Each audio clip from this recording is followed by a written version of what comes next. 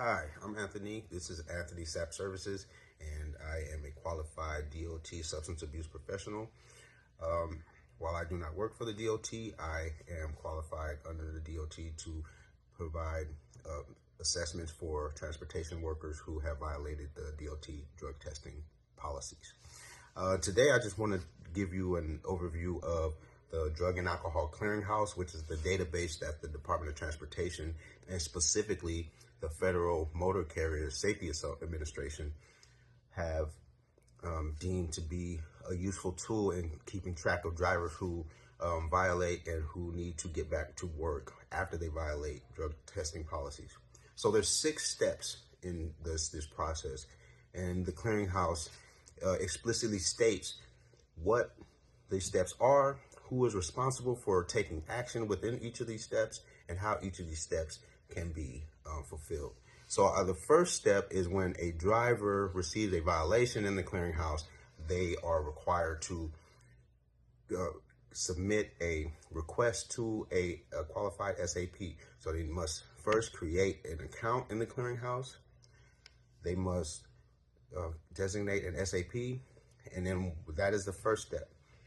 So step number 2 is the SAP will schedule and conduct an initial evaluation. So that evaluation will include everything from asking questions about the offense or the violation, having understanding of what actually happened, getting a overall picture of the person in front of me. So as a SAP, I will sit down with you and I'll ask you questions about your biological history, your medical, your drug use patterns, your social life, your family, just to get a picture of who you are and the context that you live in, so we can understand how to best make an accurate assessment, and not only an accurate assessment, a fair and accurate recommendation for you to carry out your obligation after violating the policy. So the third step, after you fulfill that, and after a driver has done whatever is recommended by the SAP, then the information comes back to the SAP.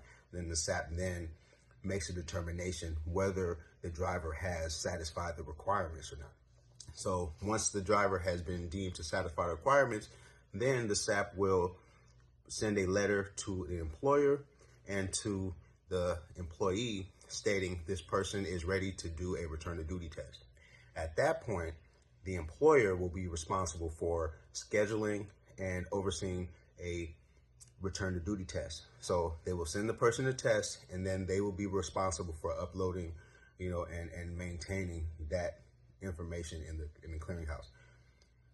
After the driver takes a test and tests negative, then they can go back to work. But once they go back, they will still have to submit to random testing at least 6 times in the next year after the violation.